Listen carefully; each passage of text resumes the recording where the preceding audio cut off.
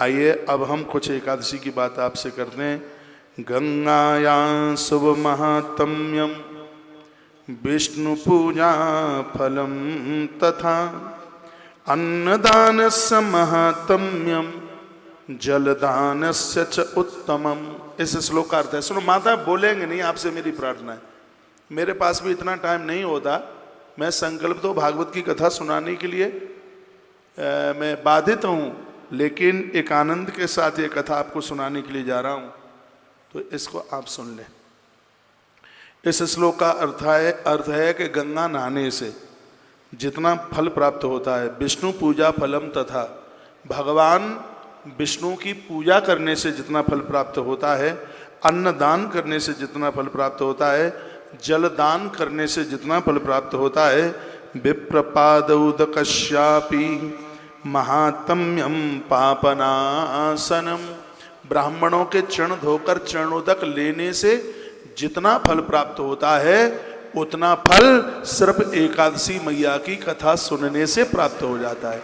व्रत कर ले ये तो बहुत बड़ी बात हो गई है, सिर्फ एकादशी की कथा सुनने से उतने फल की प्राप्ति हो जाती है।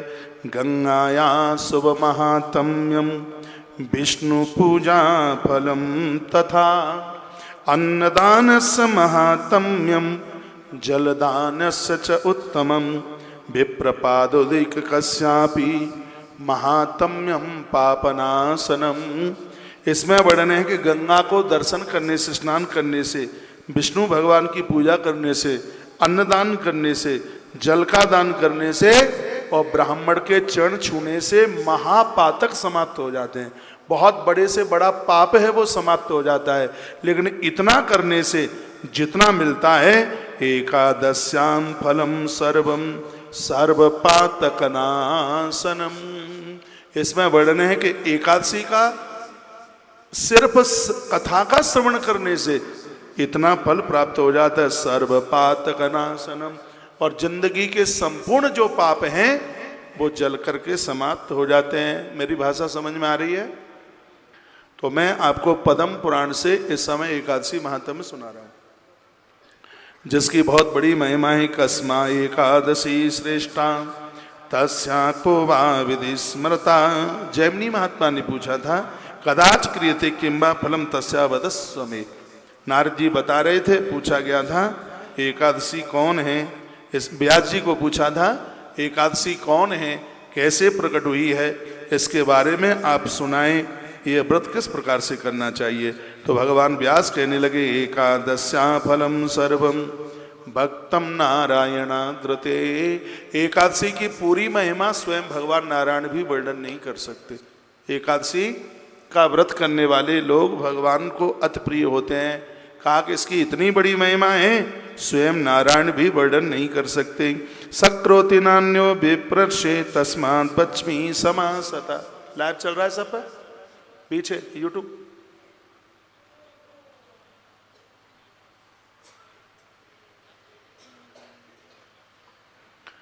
सक्रोति नान्यो विप्रर्षे तस्मात् विश्वे समाहिता। एक बार भगवान नारायण ने, व्यास जी कहते हैं, देवराज इंद्र को इसकी महिमा सुनाई, महात्म्य सुनाया।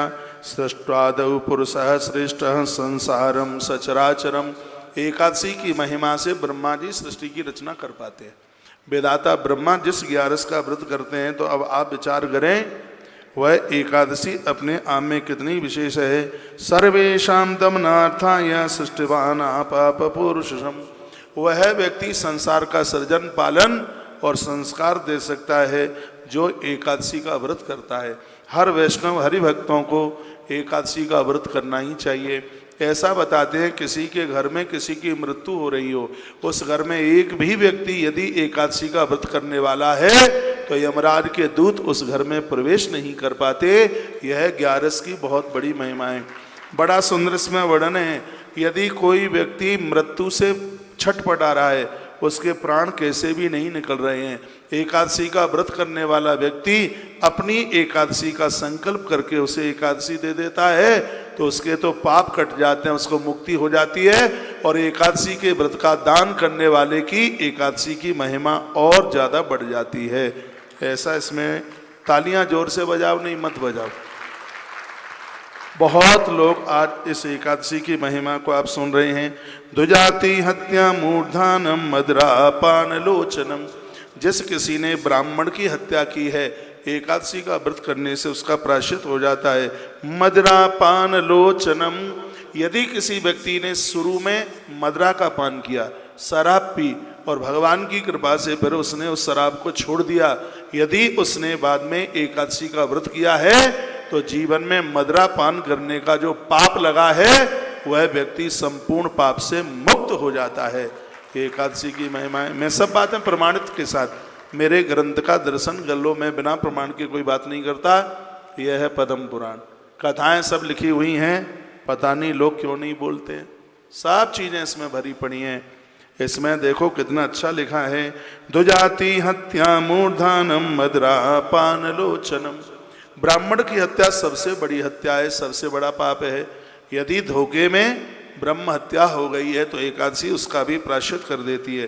फिर कहा मदरा पान लोचनम, जिसने मदरा पान की है। इसमें तो लिखा है कि यदि शराब पीने वाले को देख लिया भी जावे तो उस व्यक्ति का मुंह देखने से पाप लगता है। पाप लोचन, लोचन आंख को कहते हैं। नेत्र पापी को देख ले, शराबी को देख ले तो पाप लगता है, पुण्य क्षीण होते हैं उससे। इसमें वर्णन है, यदि कोई व्यक्ति एकादशी का व्रत करता है तो उसने अपराधी को देख लिया है तो उसको देखने का उसको पाप नहीं लगता, उसके पुण्य क्षीण नहीं होते। यह 11 की बहुत बड़ी महिमा है। मैं एकादशी का व्रत इसलिए करता हूं क्योंकि मेरे सामने दुनिया भर के शराबी आते हैं। हाँ, नहीं तो सगरा पुण्य ही समाप्त हो जाएगा। यहाँ बड़ा अच्छा लिखा है, जो एकादशी का व्रत करता है उसकी आंखों के सामने यदि अपराधी आ जाए तो एकादशी की महिमाएं है ये कि उस व्यक्ति का पुण्य क्षीण नहीं होता। इसलिए बात आ रही है समझ में। इसलिए एकादशी का व्रत सबको करना चाहिए। आज निर्जल एकादशी है, आज से आप आरंभ कर दें और करते रहें। 3 साल करो और 11 साल कर लो, जब तक अधिक मास ना पड़ जाए एकादशी में तब तक करते रहिए। एक बार उसका उद्यापन कर दें फिर जीवन भर करते रहें, दोबारा उद्यापन करने की जरूरत नहीं पड़ती। धरती पर बड़े बड़े व्रत हैं, एकादशी के व्रत से बड़ा कोई व्रत नहीं है। एकादशी मैया इसी बद्रीनाथ में प्रकट हुई है। गुफा यहाँ से बहुत ज़्यादा दूर है, पैदल चलने के लिए रास्ता बिल्कुल उबड़ खाबड़ है, और यहाँ सरकार ने रास्ते को बंद भी कर रखा है क्योंकि वहीं से जीव जंतु ज़्यादा रहते हैं, यहाँ से दूर है। बाहर जब आप जोशी मठ के रास्ते में यहाँ से निकलेंगे तो इधर से बाएं हाथ पर बोर्ड लगा है, उस पर लिखा है एकादशी माता की गुफा। यहाँ से बियाबान जंगल में वो स्थान दूर पड़ता है। बड़े आनंद की बात है कि हम ऐसी जगह पर बैठे हैं जहाँ माता एकादशी प्रकट हुई है। तो एकादशी मैया की ये जन्मभूमि है। कृष्ण की जन्मभूमि में जन्माष्टमी, राम की जन्मभूमि में आप रामनवमी मनाते हैं, तो एकादशी मैया की जन्मभूमि में 11 की कथा सुन रहे हैं, तो कितनी बड़ी बात है। कोई भी बीच में ये चढ़ाव तरी करने के लिए बिल्कुल भी नहीं आवेगा, ठीक है। जब कथा पूरी हो जावे तब बंदन प्रणाम कर लेना और अभी अपनी जगह पर बैठकर कथा सुन लीजिएगा। बोलो भक्त वत्सल भगवान की, हनुमंत बलवंत महाराज की जय। जय श्री राधे जय जय। मैं थोड़ा मोबाइल में इनके मैसेज भी पढ़ता रहता हूँ, पता नहीं कब कौन सा अर्जेंट मैसेज कोई ऐसा आ जाए। एक मैसेज में लिखा है, मेरी एकादशी को 11 साल पूरे हो गए हैं। बहुत बड़ी बात हो गई है। मेरी एकादशी को लगभग 37-38 साल पूरे हो रहे हैं। हाँ, ज़्यादा ही हो गया होगा। मैंने लगभग 8.5 वर्ष की उम्र से एकादशी का व्रत किया है, तो 47 में से 8.5 निकाल दो, लगभग 39 वर्ष मेरी एकादशी को पूरा होने को जा रहा है। 38-39 साल पूरा होने को जा रहा है। बहुत बड़ी बात हो गई है। और आनंद की बात यह है कि जब से एकादशी का व्रत किया है तब से एकादशी के दिन अन्न नहीं खाया, भूल करके भी नहीं खाया। भगवान ने बड़ी कृपा करी है। ये मौका सौभाग्य आप सबको मिले। अपने बच्चों से भी 11 शुरू कराओ। ध्रुव जी महाराज एकादशी करते थे, प्रहलाद जी की माँ कयाधु एकादशी का व्रत करती थी, और स्वयं माता पार्वती जगदम्बा एकादशी का व्रत करती है। ब्रह्मा जी एकादशी का व्रत करते हैं, स्वयं भगवान विष्णु और माता लक्ष्मी ये 11 का व्रत करते हैं। तो कोई तो बात होगी। जब ये एकादशी का व्रत करते हैं तो इस 11 की बहुत बड़ी महिमा है। तो ऐसा वर्णन है, ग्रंथों में वर्णन है, निर्जला एकादशी की इतनी बड़ी महिमा है, यदि इसमें कोई पानी तक ना पिए तो उसको पूरी 26 एकादशी का व्रत करने का पुण्य तत्काल प्राप्त हो जाता है। इतनी बड़ी ये महिमा है इसकी। और सुनिए इस एकादशी के बारे में क्या कहा है। लिखा है, स्त्री हत्या नासिकम चैव गो हत्या दोषबाहुकम न्यासपहरण ग्रीवम भ्रूढ़ हत्या गलम तथा। इस देखना बगल में, माता जी सोना मत बिल्कुल भी, आंख खोल के कथा सुनो। मैं नहीं कह रहा हूँ आप समाधि में सुने, मैं देखता रहूँगा आपकी आंख खुली है, आप सोइएगा मत। स्त्री हत्या, यदि किसी से नारी की हत्या हो गई है, एकादशी का व्रत करने से उसका प्रायश्चित हो जाता है। गौ हत्या, अनजान में किसी प्रकार से गौ हत्या, जैसे रास्ते में गाड़ी से चल रहे हैं, गैया टकराई, मौत हो गई, और किसी कारणवश उसका प्रायश्चित ये एकादशी है। न्यास पहरण ग्रीवम भ्रूढ़ हत्या गलम, तथा जान में या अनजान में गर्भ में बच्चों की मृत्यु हो गई है। और यह देवियां बहुत अपराध कर बैठती हैं, इतना पाप कर बैठती हैं, पाप नहीं है, पाप का बाप है गर्भ में संतान को समाप्त कर देना। जब ये पता लग जाता है कि पेट में बेटी है तो ऐसा मर्डर, ऐसा कत्ल करती हैं, हे बाप रे बाप। मैंने कालिका पुराण में इसके अपराध के बारे में पढ़ा है, थर थर रोम रोम कांपता है। मैं तो कहूँगा 108 बेटियां हो जाएं, स्वीकार कर लेना, लेकिन गर्भ में कभी बच्चों की कभी हत्या मत करना। ये बहुत बड़ा पाप है। अपनी बेटियों को, अपनी पुत्र वधुओं को ये बात जरूर बताना। यहाँ भगवान व्यास कहते हैं, हे जैमिनी, यदि किसी नारी ने गर्भ में बच्चों की हत्या कर डाली है, एकादशी के व्रत से वह भी पावन हो जाती है, पवित्र हो जाती है, पाप से उसे मुक्ति मिल जाती है। एकादशी की महिमा है। और क्या लिखा है, पर स्त्रीगत भुक्ताग्रम सुहृदयी लोक बधूदरम। ऐसी स्त्री जो अपने पति को छोड़कर पराये पुरुष के साथ में जुड़ गई, ऐसा पुरुष अपनी गृहिणी को छोड़कर बाजारू स्त्री के साथ जुड़ गया और उससे जघन अपराध है, ये पाप नहीं है, पाप का बाप है। और वर्णन किया गया है, शरणापन्नहात्या विगता विदकंटिकम। अब ऐसा नहीं है कि ये एकादशी की कथा सुन करके पूरा पाप कर लें जानबूझ के और फिर एकादशी का व्रत कर लें तो मुक्त हो ही जाएंगे, ऐसा नहीं। अनजान में भगवान व्यास कहते हैं, हे जैमिनी, बहुत से तो पाप अनजान में, अनभिज्ञता में ही होते हैं, पता ही नहीं होता। यदि किसी से ऐसा हुआ है, किसी का कौमार धर्म नष्ट हुआ, किसी का नारी धर्म नष्ट हुआ, यदि वह एकादशी का व्रत कर लेते हैं तो वह इन पापों से मुक्त हो जाते हैं। पीछे दो माताएं आप बहुत बातें कर रही हैं, मेरी बात सुन ले, ये बातें नहीं मिलेंगी तुम्हें लाख रुपया खर्च करने पर भी नहीं। वीडियो मुझे कोई भेज दे, यदि ये बातें आपने सुनी हो किसी व्यासपीठ से, किसी वक्ता के मुंह से, जो मैं आपको निवेदन कर रहा हूँ, आप बातें मत कीजिएगा। जो मैं यहाँ से बोल रहा हूँ वह आप सुन लें, सब बातें प्रमाणित हो रही हैं। कितनी अच्छी बात कही गुरु ने, क्या परस्त्रीगत भुक्ताभ्यम शुद्धलोक बदोदरम। अपने पति को छोड़कर गैर पुरुष के साथ संबंध जोड़ने से पुण्य क्षीण हो जाते हैं, सब कुछ समाप्त हो जाता है, नष्ट हो जाता है। ऐसे ही पुरुष के लिए बताया गया है। तो यहाँ वर्णन किया गया, कहा कि जो पुरुष पराई नारियों के साथ जुड़ते हैं, उनके कुनबे में एक चुल्लू भर पानी देने के लिए भी कोई जिंदा नहीं बचता। भगवान व्यास कहते हैं, हे जैमिनी, जिस स्त्री पुरुष ने एकादशी का व्रत कर लिया है, उनके ये भी संपूर्ण पाप समाप्त हो जाते हैं, नष्ट हो जाते हैं। और पीछे वाले तो ताली बजाना ही मत आप बिल्कुल भी। और क्या कहा, लिखा है, गुरु निंदा सकित भागम। जीवन का बहुत बड़ा अपराध है गुरु की निंदा करना, संतों की निंदा करना, भगवान की निंदा करना, देवताओं की, गुरुजनों की, संतों की निंदा करने वाले व्यक्ति को गौ हत्या का पाप लगता है। हरि हर निंदा सुने ही जुकाना, होई पाप गौ घात समाना। सुनने से भी अपराध लगता है। तो लिखा है, गुरु निंदा सक्त भागम। जिन्होंने गुरु की निंदा की, संत महापुरुषों की निंदा करके पाप कमाया, एकादशी का व्रत करने से वो लोग इस पाप से भी मुक्त हो जाते हैं। ये महिमा है 11 की। कन्या विक्रय सेफसम। बेटी के यहाँ का भोजन कर लिया, बेटी के यहाँ का कोई सामान आया, बेटी के यहाँ से और भी किसी भी प्रकार का, या पैसा लेकर के बेटी का विवाह कर दिया, तो ये बहुत बड़ा अपराध है। हमने पूर्व में बोला है बेटी के यहाँ का खाया नहीं जाता, बेटी के यहाँ से कुछ लिया नहीं जाता। कभी भी ये सोचकर बड़े घर में बेटी को मन देना कि वहाँ से हमें ऋण मिलता रहे, हमें कर्जा मिलता रहे, नहीं, वहाँ का नहीं लिया जाता, जामाता से दामाद से नहीं लिया जाता।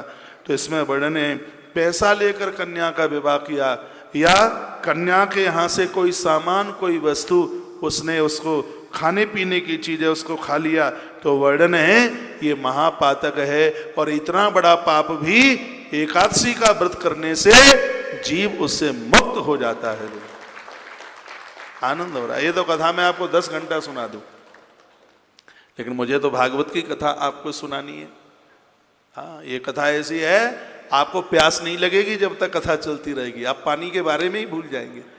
ऐसी कथाएं एकादशी मैया की। हम और आप बड़े बड़भाग्य भाग्यशाली हैं, बद्रीनाथ भगवान की दिव्य भूमि पर बैठकर एकादशी मैया की जन्मभूमि से हम इस कथा को सुन रहे हैं।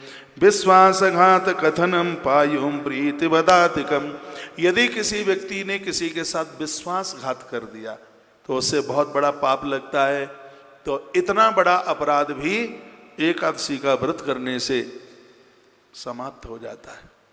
और ये काम कभी हो ना कि किसी को जहर दे करके मार दें, किसी ने पैसा रखा, धरोहर रख दी और फिर उसको कभी वापस नहीं दिया, ये सब विश्वासघात में आता है। ये बहुत बड़ा अपराध है। इतना बड़ा अपराध, ये पाप क्या है? पाप का बाप है। भगवान व्यास कहते हैं, हे जैमिनी, अनजान में होने वाली यह गलती भी एकादशी के व्रत से, एकादशी की कथा सुनने से ये पाप समाप्त हो जाता है, खत्म हो जाता है। फिर का उपपातक रोमाणम महाकार्यम भयंकरम। बताया गया ये इतने बड़े पाप हैं कि देह में जितने रोम हैं उतने वर्षों तक नरक भोगना पड़ता है। जिन जिन पापों का वर्णन किया है, भगवान व्यास कहते हैं, जैमिनी, जिन जिन पापों का मैं वर्णन कर रहा हूं ये इतने बड़े पाप हैं कि शरीर में जितने रोम हैं उतने वर्षों तक नरक यातना भोगनी पड़ती है। लेकिन ये भगवान नारायण ने, हे जैमिनी, इतनी बड़ी कृपा अपने जीवों के ऊपर की है कि धरती पर एकादशी माँ को प्रकट करके जीव के कल्याण के लिए भगवान ने यह कृपा कर दी। माता एकादशी कलकाल में जीव के संपूर्ण पापों को समाप्त कर देती है। आप मेरी बहुत बातों का विश्वास करते हैं, ये भी विश्वास कर लें कि आप अपने जीवन काल में एकादशी का व्रत जरूर करना। भले ही आप 1 वर्ष करें, 3 वर्ष करें, जितना बने उतना करें, 11 का व्रत जरूर करना। क्योंकि अनजान में इतने अपराध हो जाते हैं जिनकी हमें जानकारी भी नहीं होती। और ये बिल्कुल सत्य है, जो एकादशी का व्रत करके मौत को प्राप्त होता है, नारायण भवनम गच्छति, वह व्यक्ति परमात्मा के घर के लिए ही प्रस्थान करता है, उसे यमराज के यहाँ जाने की जरूरत नहीं पड़ती। फिर कहा गया है कि उपपात करोमाणम महाकार्यम भयंकरम। कृष्ण वर्ण पिंगनेत्रम स्वास्यान्नतस्त दुखदम तम दृष्टा पाप पुरुषम मत्युग्रम या पुरुषोत्तमम सदीह निश्चितयामा स प्रज्ञा क्लेशहर प्रभु। कहा कि विश्वास के वाक्य को कह देना ही आहा कमाल की बात है। वर्णन किया गया कि जिसके साथ में प्रीति स्नेह है और उस व्यक्ति को, चाहे वो आपका, इसमें वर्णन किया गया है कि मित्र के साथ में यदि कुछ ऐसा छल और दुराव किया, शिव महापुराण में वर्णन है, सोने की चोरी की है उसका प्रायश्चित है, शराब पी है उसका प्रायश्चित है, पराया पुरुष पराई स्त्री के साथ संबंध बने उसका प्रायश्चित है, लेकिन मित्र को धोखा दिया है इसका कोई प्रायश्चित नहीं है। भगवान व्यास कहते हैं, हे जैमिनी, एक एकादशी का व्रत है जो इतने बड़े पाप से भी जीव को मुक्त कर देता है। इसलिए 11 से बड़ा कोई व्रत है ही नहीं।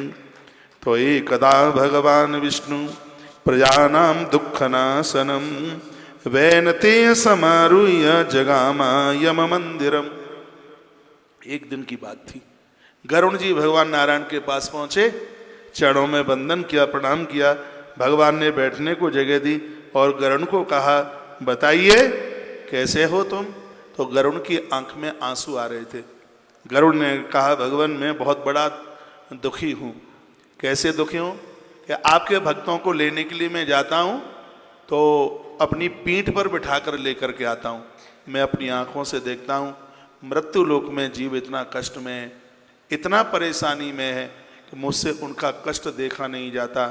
हे भगवान, ऐसा कोई उपाय है क्या कि ये जीव इन कष्टों से बच जावे? भगवान ने कहा हाँ, उसका बस एक ही उपाय है, लेकिन वो अभी संभव नहीं है, लेकिन कुछ समय के बाद संभव हो जाएगा। तो पूछा वो कैसे? भगवान नारायण ने कहा कि मृत्यु लोक में एक मुर नाम का दैत्य प्रकट हुआ है और उसने लोगों को बड़ा परेशान किया है। देवता भी उससे बहुत ज़्यादा परेशान है। अभी कुछ समय पहले कैलाश पर एक मंत्रणा हुई थी। हे गरुण, मैं भी उस मंत्रणा में गया था, तो वहाँ ये बात रखी गई थी कि मुर नाम के दैत्य का कैसे वध किया जाए जिससे देवता ठीक से जीवन जी सकें।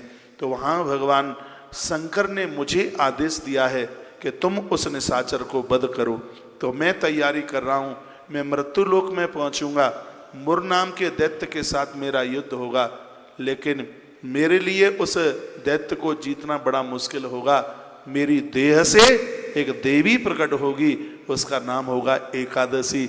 उसके माध्यम से मैं उस दैत्य को जीतूंगा।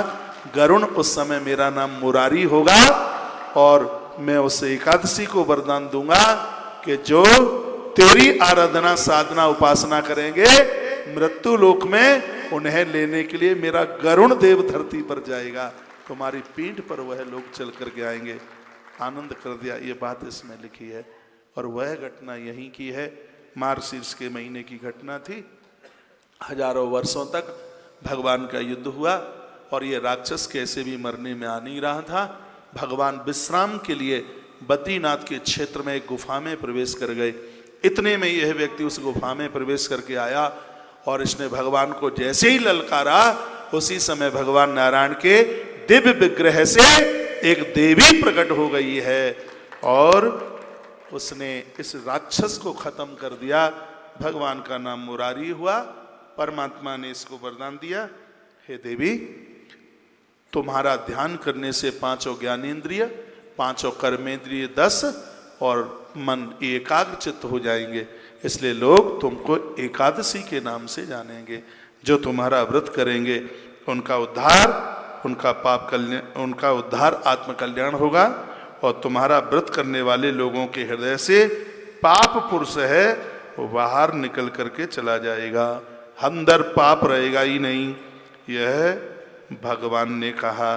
तो ये जो अद्भुत, देखिए, जब एकादशी का व्रत करने को लोग तैयार हुए तो उनकी देह से पाप बाहर निकल के जा रहा था।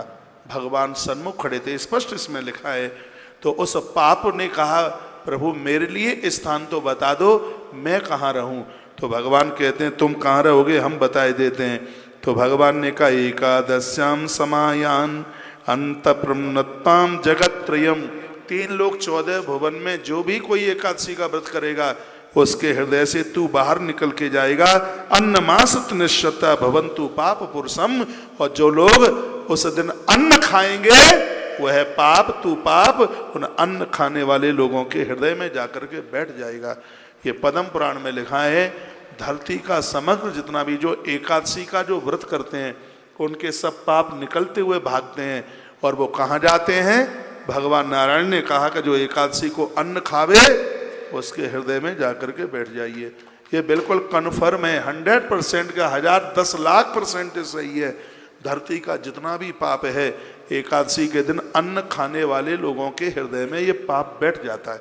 भगवान बोले हैं ना, प्रभु ने ये स्पष्ट कह दिया। भगवान ने कहा अन्नमाश्रमस्तिष्ठम भवंतम पाप पुरुषम, कह दिया एकादशी के दिन जो अन्न खाएगा उसके हृदय में तू बैठ जाना। और न हनेशति मन मूर्ति एकादशी आमते थी। और जो एकादशी के दिन जो 11 का व्रत करे, मुझ नारायण का अभिषेक पूजन बंदन करे, एकादशी की कथा सुने, उसकी तरफ तू मुड़ करके भी मत देखना। भगवान नारायण ने ऐसा इस पाप पुरुष को आदेश दिया है। तो सबको बहुत आग्रह पूर्वक मैं निवेदन कर दूं कि आप एकादशी के दिन अन्न मत लीजिए। एकादशी का उद्यापन इसलिए किया जाता है कि जब एकादशी का उद्यापन कर देते हैं, शरीर काम नहीं करता, तो फिर व्यक्ति को भोजन लेने में, ये भी इसी पद्म पुराण में लिखा है, फिर व्यक्ति को अन्न लेने में अपराध नहीं लगता। हाँ, उनके लिए कुछ बातें बताई गई हैं। एकादशी के दिन कच्ची रसोई न लें, रोटी ना खाएं एकादशी को, दाल ना खाएं, चना ना खाएं, मसूर ना खाएं, कांसे के बर्तन को प्रयोग में ना लें, तेल को भी प्रयोग में ना लें, चावल तो किसी भी प्रकार से लेना ही नहीं है, मटर मसूर इन सब चीज़ों को मना कर दिया है। सब भगवान नारायण ने ही ये विधि बनाई है। हाँ, यदि एकादशी के दिन, ये उनके लिए है जो एकादशी का उद्यापन कर बैठे हैं, वो पराठा ले सकते हैं, वो पूड़ी ले सकते हैं, ये उनके लिए दाल चावल ये सब चीज़ें बिल्कुल निषेध हैं। मेरी कही गई बात समझ में आ रही है? बड़ा अद्भुत वर्णन पद्म पुराण में किया गया है। एक बार आपने किसी भी व्रत का उद्यापन कर दिया है तो दोबारा उसके उद्यापन की आवश्यकता नहीं पड़ती। तो 3 वर्ष में जिसमें एक आध बार अधिक मास पड़ जाए तो एक बार आप उसका उद्यापन कर दें, फिर उसके बाद फिर आप व्रत करते रहिएगा। उद्यापन करने का सबसे बड़ा आनंद ये है कि जब आप उद्यापन करते हैं तो कभी व्रत छूट भी जाता है तो उसका कोई भी किसी भी प्रकार का अपराध नहीं लगता। ये उद्यापन की बहुत बड़ी महिमा है। आइए 11:15 देखो मैसेज में, आनंद आ गया, मेरा तो मन खुश हो गया। बद्रीनाथ धाम में पहुंचकर इतनी सुंदर कथा सुना रहे हैं, आपके लिए करोड़ों करोड़ों बार प्रणाम और धन्यवाद। मैं भी आपको धन्यवाद देता हूं क्योंकि आप सुन रहे हैं, इसलिए आनंद हो रहा है।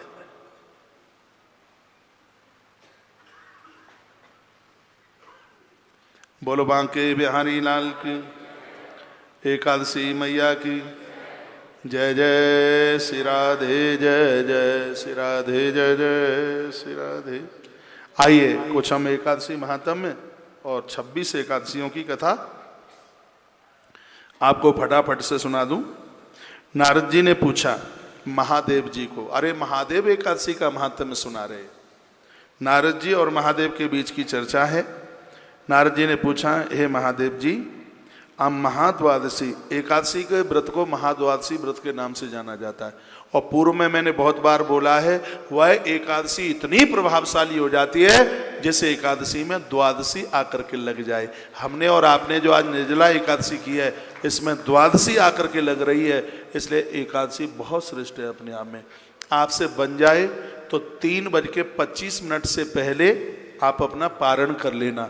यदि इस समय में आप ना कर पाए तो 5:27 से पहले आप कर ही लेना, तो ये आपकी एकादशी अपने आप में अनंत गुना हो जाएगी। सूर्य उदय होने से पहले 5:28 पर सूर्य उदित होगा, उससे 1 मिनट पहले आप जल में तुलसी पहले से रख लीजिए। कल रविवार है, कल तो तुलसी टूटती नहीं है, तो आज ही आप अपने कमरे में ही, यदि आप गंगा जी भी नहाने को जाते हैं, तप्त कुंड जाते हैं, तो इतना जल्दी वहाँ पहुँच नहीं पाएंगे। पहले अपने कमरे में स्नान कर लो, नहा लो और पारण कर लो, उसके बाद फिर डुबकी लगा लेना, जा करके फिर दर्शन कर लेना। मैं तो ऐसा ही करूँगा।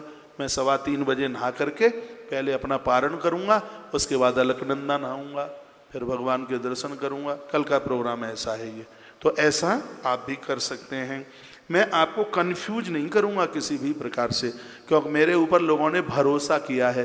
पूरा देश हमसे समाधान मांगता है। मेरे पास सैकड़ों मैसेज आए, एकादशी कब की है, पारण कब किस प्रकार से करें। तो मैं सुबह से तो ये सब मैंने मैसेज पर सबको ये जवाब दिए हैं। मैं यहाँ से जो आपको निवेदन कर रहा हूँ वो सब शास्त्रोक्त जो प्रमाणित है वही बात यहाँ से कही जाएगी। मैं तो बात बोल के उसके ऊपर एक आध श्लोक भी बोल देता हूँ, तो लगता है कि बात बिल्कुल सही है। एक बात और मैं बोल दूँ, यदि आप निर्जल व्रत नहीं कर सकते हैं, जब तक कर सकें, दोपहर तक कर सकें, 2 बजे तक कर सकें, 4 बजे तक कर सकें, ऐसा संकल्प लें, हे प्रभु जब तक हम पानी के बिना रह सकते हैं तब तक हम रह रहे हैं। जब प्यास लगे तब आप जल पी लीजिए, कोई भी आपको दोष नहीं लगेगा। पानी छोड़ने में थोड़ा ब्लड प्रेशर नीचे के लिए जाता है, दिक्कत होती है, पानी न पिए। तो इसमें रात्रि को जब आप जल लेते हैं तो उसमें नींबू डाल लें, उसमें नमक न डालें। जल पीने का विधान है। जिसने निर्जला एकादशी की है, मैं आचार्य जी को बोल रहा था, जिसने निर्जला एकादशी की है। सूर्य अस्त के बाद में जल पीने का विधान है, फलियार लेने का विधान नहीं है। हाँ, यदि आप फलियार पानी दिन में ले लेते हैं तो निर्जला एकादशी खंडित नहीं होती, उसका एक एकादशी का ही फल मिलता है। यदि आपने जल फलियार कुछ भी नहीं लिया है और सूर्य अस्त के बाद में आपने जल ले लिया तो आपको 24 एकादशी का फल मिल जाता है, और दूसरे दिन भोर में यदि आपने जल लिया है तो आपको पूरी 26 एकादशी का फल प्राप्त होता है। शरीर जैसे काम करे वैसे कर लेना। मैंने आज एक वीडियो में डाला है, प्यास लगे तो होठों पर गीला कपड़ा फेरते रहना और एक सूती कपड़ा सिर के ऊपर बांध लेना, बिल्कुल भी प्यास नहीं लगेगी। कम बोलें, ज़्यादा बोलने से प्यास लगती है। मौन रहें, बिल्कुल भी प्यास नहीं लगेगी। बाहर धूप में ना निकलें। अब आप तो ठंड में बैठे हैं, मैं बाहर के लोगों को बोल रहा हूँ, बाहर आप धूप में ना निकलें, क्योंकि धूप में निकलने से भी प्यास लगती है। मुझे पूछा जा रहा है क्या पूजा से पहले पारण किया जाता है? अरे पारण पूजा से पहले ही किया जाता है, बाद में पूजा कर लेना, पहले अपना पारण कर लेना। बोलिए बांके बिहारी लाल की, श्री हनुमंत बलवंत महाराज की जय। जय श्री राधे श्याम। नारद जी ने भगवान महादेव को पूछा, हे प्रभु, महाद्वादशी एकादशी का उत्तम व्रत कैसे किया जाता है? हे सर्वेश्वर, उसके व्रत से जो कुछ भी फल प्राप्त होते हैं उसे बताने की आप कृपा करें। भगवान शंकर जी कहने लगे कि हे नारद, यह एकादशी महान पुण्य फल को देने वाली है, श्रेष्ठ मुनियों को भी इसका अनुष्ठान करना चाहिए। शंकर जी बोले, कितना भी तपस्वी महात्मा क्यों न हो, उसकी तपस्या फलीभूत तभी हो सकती है जब वो एकादशी का व्रत करे। भगवान शंकर बोले, विशेष विशेष नक्षत्र योग होने पर यह तिथियां जया, विजया, जयंती तथा पापनाशनी के नाम से ये विख्यात हो जाती हैं। कुछ ऐसे मुहूर्त हैं जहाँ तिथियों को जया और विजया और जयंती और पापनाशिनी, उसको ये रूप दिया गया है, और इस योग में आकर के एकादशी पड़ जाती है तो वह एकादशी 100 जन्मों के पापों को जला करके राख कर देती है। ऐसा ही भगवान महादेव बोले, सभी पापों का वह एकादशी नाश कर देती है। इनका व्रत अवश्य, इस एकादशी का व्रत जरूर करना चाहिए। हे नारद, महीने में 2 एकादशी पड़ती हैं, एक है कृष्ण पक्ष की, एक है शुक्ल पक्ष की, और व्रती को उस एकादशी का फल तभी प्राप्त होता है जब वह दोनों महीने की दोनों एकादशियों को करे। भगवान शंकर बोले, बहुत लोगों को जानकारी नहीं होती है, शुक्ल पक्ष की एकादशी कर लेते हैं, लेकिन भगवान महादेव ने कहा है कि महीने में पड़ने वाली दोनों ही एकादशी का व्रत होना चाहिए। जब शुक्ल पक्ष की एकादशी कभी पुनर्वसु नक्षत्र उस दिन पड़ जाए, ये वही पुनर्वसु है जिस नक्षत्र में राम जी का जन्म हुआ। इसमें वर्णन किया गया कि शुक्ल पक्ष में यदि एकादशी के दिन पुनर्वसु नक्षत्र पड़ जाए तो हे नारद, वह एकादशी अपने आप में बहुत उत्तम मानी जाती है और इसको जया का नाम दिया जाता है। उस एकादशी को जया एकादशी, 26 एकादशियों में एक जया एकादशी है। ये जया एकादशी कब पड़ती है?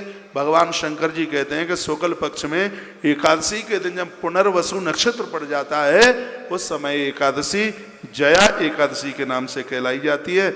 उसका व्रत करके मनुष्य निश्चय ही संपूर्ण पापों से मुक्त हो जाता है।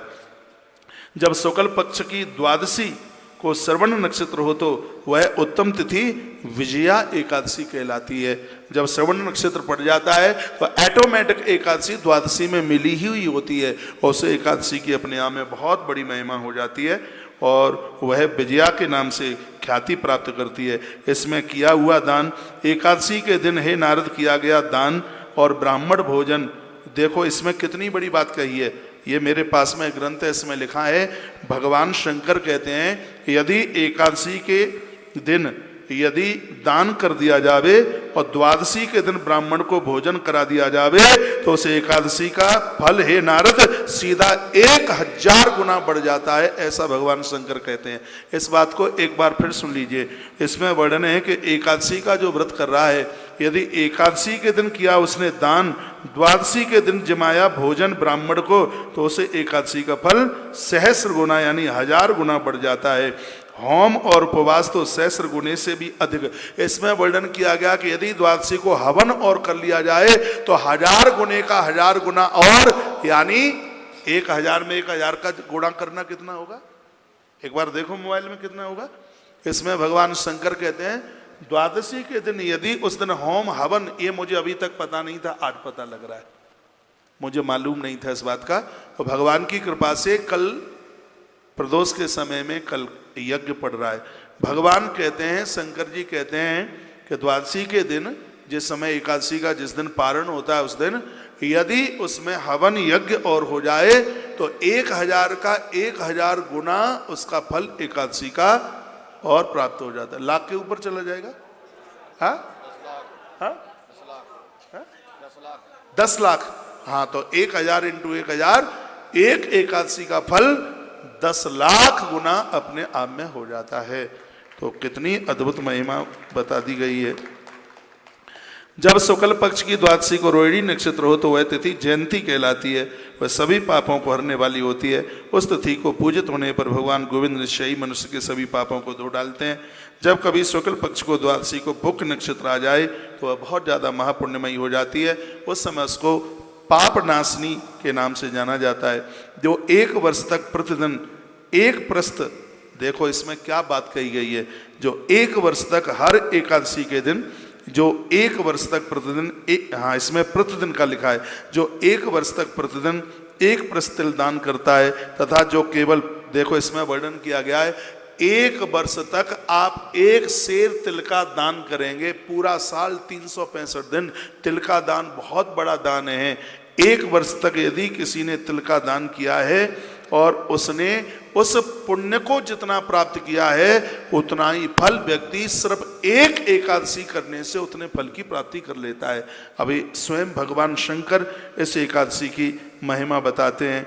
कहा कि उस तिथि को पूजित होने पर संसार के स्वामी सर्वेश्वर श्री हरि संतुष्ट हो जाते हैं। जो एकादशी का व्रत करता है 24 घंटे में भगवान नारायण किसी न किसी रूप से अपने एकादशी का व्रत करने वाले भक्त को आके दर्शन दे ही देते हैं। ये भगवान शंकर बोल रहे हैं। ये बात फिर रिपीट कर रहा हूँ। भगवान शंकर कहते हैं, नारद, यदि किसी ने एकादशी का व्रत किया है, परमात्मा 24 घंटे में किसी न किसी रूप से नारायण उस अपने भक्त को दर्शन आकर के दे ही देते हैं। भगवान उनके ऊपर अति संतुष्ट होते हैं। सगर का पुत्र था ककुत्स, नहुस, राजा गाधी, इन लोगों ने एकादशी का व्रत करके बहुत कुछ प्राप्त किया। श्री विश्वामित्र जी तो ब्राह्मण बन गए एकादशी मैया की कृपा से। व्यक्ति को कायिक और वाचिक और मानसिक पापों से मुक्ति के लिए, हे नारद, शंकर जी कहते हैं कि व्यक्ति को 11 का एकादशी का व्रत करना ही चाहिए। एकादशी का व्रत संपूर्ण पापों को समाप्त करने वाला होता है। एकादशी के दिन स्नान, दान, जप, होम, स्वाध्याय और देव पूजा, ये लिख लें आप, यदि आप लिख ही रहे हैं तो। एकादशी के दिन स्नान, दान, जप, होम और स्वाध्याय और देवताओं का पूजन, ये बहुत ज़्यादा फलदायी होता है और इसकी महिमा हजारों हजारों गुना बढ़ जाती है। युधिष्ठिर ने भगवान श्री कृष्ण को जब पूछा था तो भगवान ने कहा था, हे कुंती नंदन, हेमंत ऋतु में जब परम कल्याणमयी मार्गशीर्ष मास आवे तब उसके कृष्ण पक्ष की द्वादशी तिथि में यदि एकादशी पड़ जाती है तो वो बहुत ज़्यादा अति श्रेयस्कर होती है। लेकिन ये बहुत कम हो पाता है। जब एकादशी द्वादशी में पड़ जाए तो हे युधिष्ठिर, उसकी महिमा बहुत ज़्यादा हो जाती है। व्यक्ति को विधि पूर्वक एकादशी का व्रत, उद्यापन, पूजन ये करना चाहिए। दृढ़ता पूर्वक उत्तम व्रत का पालन करने वाला शुद्ध चित्त स्त्री पुरुष दशमी को सदा एक ही बार भोजन ले, ये भगवान श्री कृष्ण कहते हैं। यदि 2 बार ले लेता है तो अपराध कुछ भी नहीं है। 1 बार लेगा तो एकादशी की महिमा बहुत ज्यादा बढ़ जाएगी, ऐसा कृष्ण युधिष्ठिर को बता रहे हैं। दशमी की शाम को आप भोजन ले लेते हैं, अपराध बिल्कुल भी नहीं है। यदि दशमी की शाम को भोजन नहीं लिया है तो एकादशी की महिमा बहुत ज्यादा बढ़ जाती है, ऐसा वर्णन किया गया है। ताली बजाना मन, नजर लग जाएगी आपको, बिल्कुल मेरे बांके बिहारी लाल नजर तो लग जाएगी। आनंद ले लो कथा का।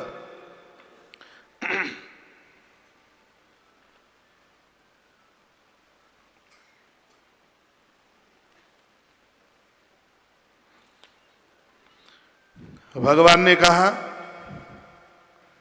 एकादशी का व्रत करने वाले लोगों के लिए रात में भोजन न करें तो कुंती नंदन ज्यादा अच्छी बात है। दसवीं को, हे कुंती नंदन, दसवीं की रात्रि को भोजन छोड़ दे। एकादशी को प्रातःकाल व्रत करने वाला स्त्री पुरुष व्रत का नियम का संकल्प ले, मानसिक संकल्प ले कि हे प्रभु, जो यह है हम एकादशी का व्रत कर रहे हैं आपकी प्रसन्नता के लिए कर रहे हैं, हमसे कोई गलती ना हो ऐसी आप कृपा करना। फिर कहा गया कुएं के जल में या नदी के जल में वो स्नान करे। बावली में स्नान करना, पोखर में स्नान करना और नदी में स्नान करना सबसे उत्तम स्नान माना गया है, वर्णन किया गया। इसमें वर्णन किया गया यदि नदी तालाब कुछ भी ना मिले तो एक घड़े में रात को पानी भर दे, घड़े में रात को पानी भर दे और सुबह उसी घड़े के पानी से, मटके के पानी से नहा ले तो उसके लिए वह जल तीर्थ का जल धारण कर लेगा। ये आपको नहीं पता होगा, सुन ले। मिट्टी के घड़े में रात्रि को पानी भर दें और उस घड़े से सुबह स्नान कर लें, वह जल तीर्थ के जल के बराबर हो जाता है, भगवान बोले। और कहा गया जहाँ जल में खड़ा होने पर जल जंतुओं को पीड़ा होती है, ऐसे स्थान पर नदी में स्नान करना अपराध है। जहाँ पर मछलियाँ मर रही हैं, कीड़े मकोड़े मर रहे हैं, हे युधिष्ठिर, नदियों में ऐसी जगह पर खड़े होकर के स्नान न करें। जल को छान कर शुद्ध कर लें और उस जल से भगवान को स्नान कराएं। हे पांडव श्रेष्ठ, घर पर भी स्नान करने की विधि है, वो ही है मटके का जल। तीर्थ का जल हो तो उसमें डाल लें। अश्व क्रांते रथक क्रांते विष्णु क्रांते वसुंधरे मृतके हर में पापम येन मया पूर्व संचितम। हे वसुंधर, तुम्हारे ऊपर प्रार्थना की जाती है धरती माता को। जब आसन लगा करके बैठा जाता है तो धरती माता को प्रणाम किया जाता है। हे वसुंधरे, तुम्हारे ऊपर अश्व और रथ चला करते हैं। भगवान विष्णु ने भी बामन अवतार धारण करके तुम्हें अपने पैरों से नापा। हे माता, मैंने पूर्व काल में जो भी पाप किया है आज मेरा चरण तुम्हारे ऊपर है। हे माँ, मैं तुम्हारे ऊपर अपना चरण रखे हूँ। हे माँ, मुझे आज क्षमा करना, माफ करना। ऐसी प्रार्थना धरती माता से की जाती है। व्रती पुरुष को चाहिए कि वो एक चित्त होकर के क्रोध और लोभ का परित्याग करके इस व्रत को करे। स्पष्ट है कि इस एकादशी के व्रत में भगवान कृष्ण सुना रहे हैं, इस एकादशी के व्रत में यदि क्रोध चल करके आ गया है, लोभ की वृत्ति बनी है, काम चल करके आ गया तो व्यक्ति को पुण्य तो मिलता नहीं, हे युधिष्ठिर, उसको अपराध का भागीदार और बनना पड़ता है। स्त्री पुरुष को एकादशी के दिन बहुत दूर रहना चाहिए। संसार की वासना भूल करके भी ना आ जाए, नहीं तो व्यक्ति अपराध का भागीदार हो जाएगा। हे युधिष्ठिर, पाखंडी, मिथ्यावादी, ब्राह्मणों का निंदक, अगम्या स्त्री के साथ गमन करने वाला, दुराचारी, पर्दनहारी, परस्त्रीगामी और शराबी एकादशी का व्रत करने वाले लोगों को इन लोगों से बात नहीं करनी चाहिए, इनसे वार्ता ना करे। भगवान केशव की पूजा करके उन्हें नैवेद्य भोग लगाए। भगवान नारायण को तुलसी चढ़ाना, तुलसी की परिक्रमा करना बहुत ज़्यादा विशेष है। और सर्व प्रकार से धर्मशास्त्रों में वर्णन किया गया है, मनोरंजन का कोई भी ऐसा कार्य न करे। हे नपश्रेष्ठ, भक्ति युक्त होकर एकादशी का व्रत करने वाले लोगों को रात्रि के 12 बजे तक जागना ही चाहिए। वह भगवान नाम कीर्तन करें, ब्राह्मणों को दक्षिणा दें, प्रणाम करें, द्वादशी के दिन उन्हें भोजन कराएं और उनसे क्षमा मांगें। उन्हें कहें कि आप भगवान के परकर हैं, प्रभु से प्रार्थना कर दें, हमने एकादशी का व्रत किया है, अनजाने में यदि कोई अपराध हो गया है तो प्रभु हमें माफ कर दें, मुक्त कर दें। ऐसा वर्णन है। जिस प्रकार से कृष्ण पक्ष की एकादशी है वैसे ही शुक्ल पक्ष की एकादशी है। कृष्ण कहते हैं, हे युधिष्ठिर, दोनों एकादशी के पुण्यों में कोई भी अंतर नहीं है। ऐसा नहीं है कि शुक्ल पक्ष की एकादशी से ज़्यादा पुण्य मिलता हो और कृष्ण पक्ष की एकादशी से कम पुण्य मिलता हो। हे युधिष्ठिर, दोनों एकादशियों के पुण्य समान हैं, उनकी फलश्रुति में कोई अंतर नहीं है, ऐसा भगवान कृष्ण बोले। बात समझ में आ रही है? एक बार जयकारा लगाइए, बोलो बांके बिहारी लाल जय हो। श्री हनुमान जी महाराज की जय हो। जय जय श्री राधे, जय जय धरती के जितने भी व्रत उपवास हैं एकादशी के व्रत के 16वें हिस्से के भी बराबर नहीं है। प्रवास क्षेत्र में, प्रवास क्षेत्र है जहाँ सोमनाथ भगवान है, प्रवास क्षेत्र में जो भी कोई चांद्रायण व्रत करता है, सूर्य ग्रहण के अवसर पर कोई कुरुक्षेत्र में जाकर के बहुत बड़ा दान करता है, केदार क्षेत्र में जल पीने से पुनर्जन्म नहीं होता। केदार खंड में एक जगह है केदारनाथ में गौरी कुंड, वर्णन किया गया है कि स्वयं भगवान कृष्ण कहते हैं केदार क्षेत्र में जल पीने से पुनर्जन्म नहीं होता। एकादशी का भी महात्म्य ऐसे ही समझ लेना चाहिए, जो 11 का व्रत करता है उसका भी पुनर्जन्म नहीं होता और नारायण के चरणों में जाकर के वह मिल जाता है। जब वह धरती पर आकर के जन्म लेता है तो एकादशी का व्रत करने वाला जीव माता के गर्भ में किसी भी प्रकार का कष्ट नहीं भोगता। ये 11 की महिमा यहाँ पर वर्णन है। जो बेटियाँ एकादशी का व्रत करती हैं, वर्णन है जो बेटियाँ एकादशी का व्रत करती हैं ससुराल पहुंचकर अच्छा घर वर उन्हें प्राप्त होता है। जब वो गर्भ में संतान को धारण करती हैं तो ये युधिष्ठिर उनके गर्भ में संतान की मृत्यु नहीं होती और संतान को तकलीफ नहीं होती। ये बहुत बड़ी बात कही है। गर्भवास में पलने वाली संतान को कष्ट नहीं होता, इसलिए अविवाहित कन्याओं को भी 11 का एकादशी का व्रत करना चाहिए। पृथ्वी पर अश्वमेध यज्ञ का जो फल है उससे 100 गुना ज़्यादा फल एकादशी का व्रत करने से प्राप्त होता है। अश्वमेध यज्ञ का सबसे बड़ा फल बताया गया है, लेकिन अश्वमेध यज्ञ से भी 100 गुना ज़्यादा फल एकादशी का व्रत करने से है, ऐसा भगवान श्री कृष्ण बता रहे हैं। कहते हैं जिसके घर में तपस्वी एवं श्रेष्ठ ब्राह्मण भोजन करते हैं, 1 वर्ष तक एक ब्राह्मण को रोज आप भोजन कराते हैं, ये बहुत बड़ी बात है। 365 दिन तक एक ब्राह्मण को आपने नित्य भोजन कराया, उससे जितना पुण्य प्राप्त होता है वह सिर्फ एक एकादशी का व्रत करने से उतने फल की प्राप्ति हो जाती है। पूरा साल भर कर लिया तो ये तो बहुत बड़ी बात है, सिर्फ एक एकादशी का व्रत करने से 1 वर्ष ब्राह्मण को भोजन कराने पर जितना फल प्राप्त होता है उतने फल की प्राप्ति हो जाती है। बात समझ में आ रही है थोड़ी बहुत? कि मैंने कहीं स्पीड तो नहीं पकड़ ली है ज़्यादा? एक बार जयकारा लगाएं, बोलो बांके बिहारी लाल श्री हनुमंत बलवंत महाराज की जय। जय श्री राधे, जय जय जय जय श्री राधे। एकादशी व्रत करने वाले को अवश्य, आहा कमाल कर दिया, एकादशी का व्रत करने वाले व्यक्ति को 4 वेद पढ़ने का फल प्राप्त होता है। एकादशी का व्रत करने वाले व्यक्ति को ब्राह्मणों को गोदान, गैया का दान करने का फल प्राप्त होता है, इसमें वर्णन किया गया है। और इस प्रकार व्रती को ये संपूर्ण फल प्राप्त हो जाते हैं, जो देवताओं के लिए भी दुर्लभ हैं। मृत्यु लोक में लोग 11 का व्रत करके उतना फल प्राप्त कर लेते हैं। रात को भोजन कर लेने पर उससे आधा पुण्य प्राप्त होता है। अब सुन लीजिएगा, इसमें वर्णन है दिन भर किसी ने एकादशी करी और सूर्य अस्त के बाद में रात में यदि उसने भोजन कर लिया तो उसको एकादशी का 50% आधा फल प्राप्त होता है। ये शायद नई जानकारी है, भगवान श्री कृष्ण युधिष्ठिर को बता रहे हैं। और ये नारद पुराण के अंतर्गत जो 11 की महिमा का वर्णन है वो बीच में मैं आपके बीच में रख रहा हूँ। भगवान श्री कृष्ण कहते हैं युधिष्ठिर, यदि किसी को ऐसी उसके पास सामर्थ्य नहीं है कि वो 24 घंटे का एकादशी का व्रत कर सके, तो दिन में वो एकादशी का व्रत कर ले और रात्रि में यदि वो एक बार भोजन कर लेता है तो उसको उस एकादशी का आधा फल उसको भी प्राप्त होता है, ऐसा भगवान वर्णन कर। तो ये भी भगवान ने बड़ी अच्छी सुविधा कर दी है। हाँ, दिन में व्रत कर लो, यदि नहीं बनता है तो सूर्य अस्त के बाद में, सूर्य अस्त के 24 मिनट के बाद, ये भी वर्णन है। सूर्य अस्त के आज भी यदि रात को आप जल लेते हैं, पानी लेते हैं, तो सूर्य अस्त जितने बजे हुए उसके 24 मिनट के तत्पश्चात में ही आप जल जब लें तो उसमें तुलसी पत्र डाल दें।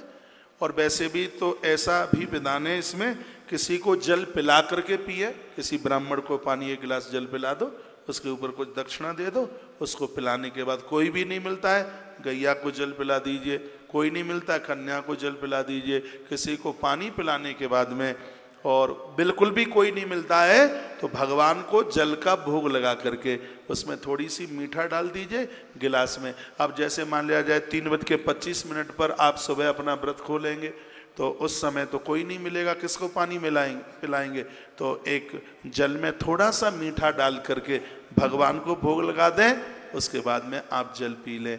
बड़े बड़े विधानों का वर्णन किया है। आनंद हो रहा है इस कथा को गाने में।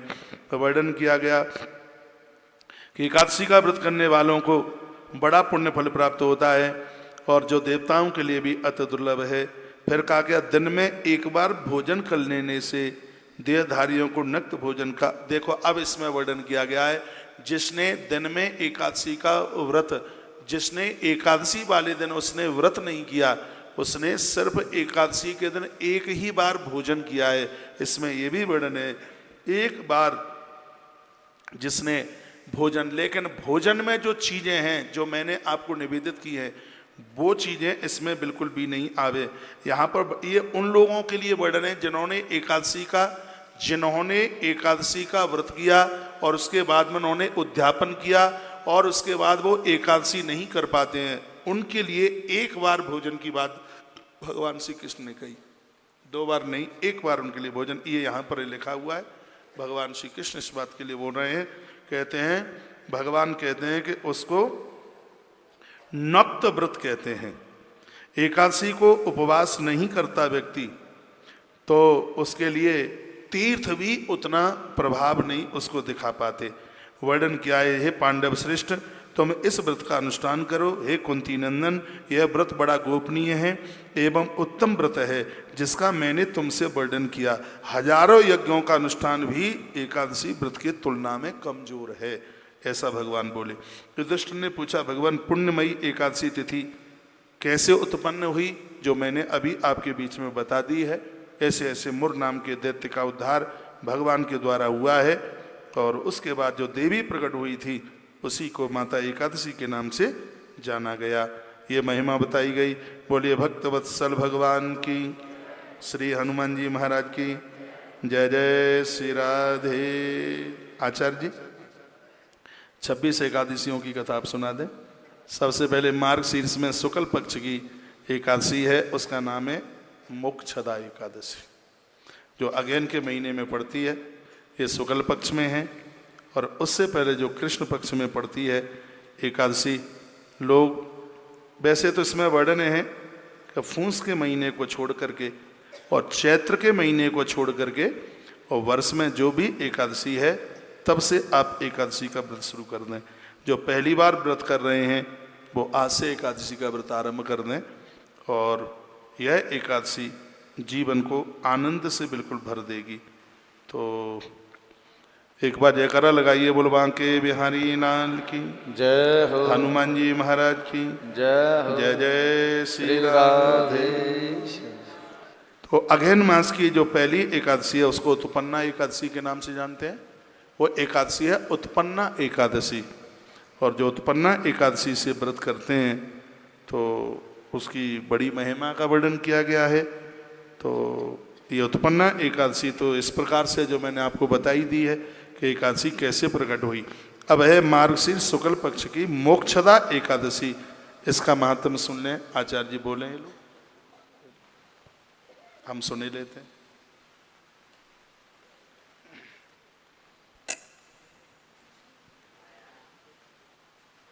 तुम टाइम ज्यादा तो नहीं लगा लोगे?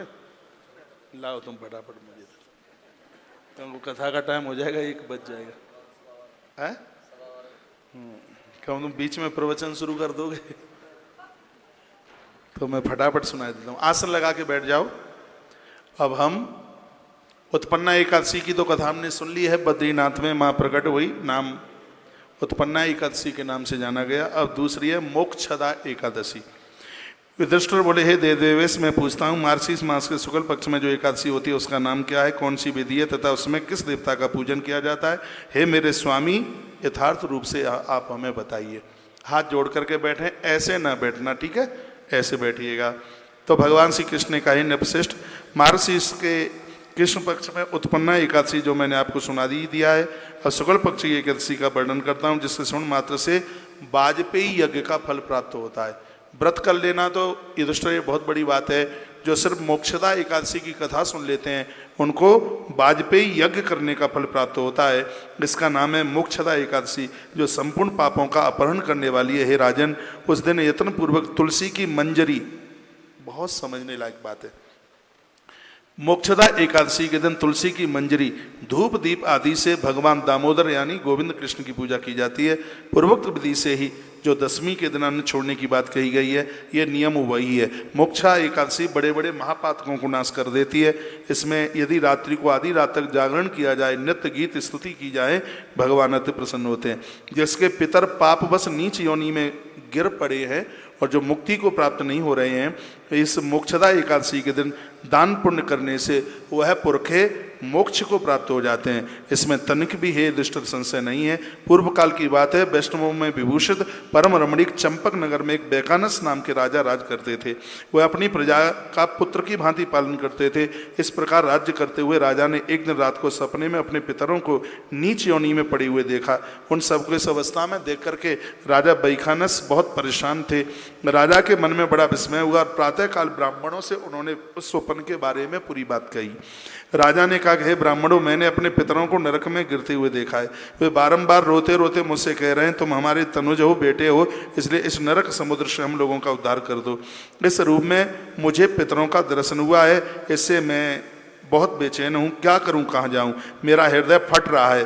हे ब्राह्मणों, यह व्रत और तप योग जिससे मेरे पूर्वज मुक्ति को प्राप्त हो जाए, ऐसा कोई उपाय बताइए। तब ब्राह्मणों ने कहा, हे राजन, यहाँ से निकट ही पर्वत मुनि का एक महान आश्रम है। वे भूत और भविष्य के बहुत बड़े वक्ता हैं। हे नृपश्रेष्ठ, आप उन्हीं के पास महात्मा पर्वत, बड़े अच्छे महात्मा, उनके पास जाइए। ब्राह्मणों की बात सुनकर महाराज राजा बैखानस शीघ्र ही पर्वत मुनि के आश्रम पर गए।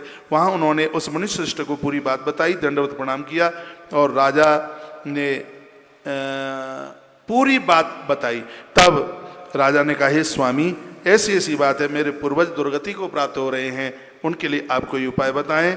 तब धर्मराज दुष्टर से भगवान श्री कृष्ण कहते हैं कि मुनि ने ये बात सुनकर के शीघ्र ही कहा कि आज से ठीक तीसरे दिन इस अगहन मास के शुक्ल पक्ष में मोक्षदा एकादशी आने वाली है और तुम अपने पूर्वजों के निमित्त संकल्प लेकर के इस एकादशी का व्रत करो और दूसरे दिन द्वादशी के दिन तुम 26 ब्राह्मणों को भोजन करा दो, तुम्हारे पूर्वज मुक्त हो जाएंगे। राजा ने 3 दिन के बाद उसी आश्रम पर यह व्रत किया और द्वादशी के दिन 26 ब्राह्मणों को भोजन कराया। इतने में देखा एक सुंदर से विमान पर बैठे हुए उसके पुरखे फूलों की वृष्टि कर रहे हैं और कहते हैं, बेटा, एकादशी की महिमा से हम भगवान के घर के लिए प्रस्थान कर रहे हैं। भगवान श्री कृष्ण कहते हैं, पापों को नष्ट कर देने वाली, मृत्यु को सुधार देने वाली ये मोक्षदा एकादशी है। मैंने ग्रंथों में ही पढ़ा है, एकादशी का व्रत करने के बाद में यदि द्वादशी को ब्राह्मण का भोजन कराया जाए तो उस एकादशी की इतनी बड़ी महिमा हो जाती है।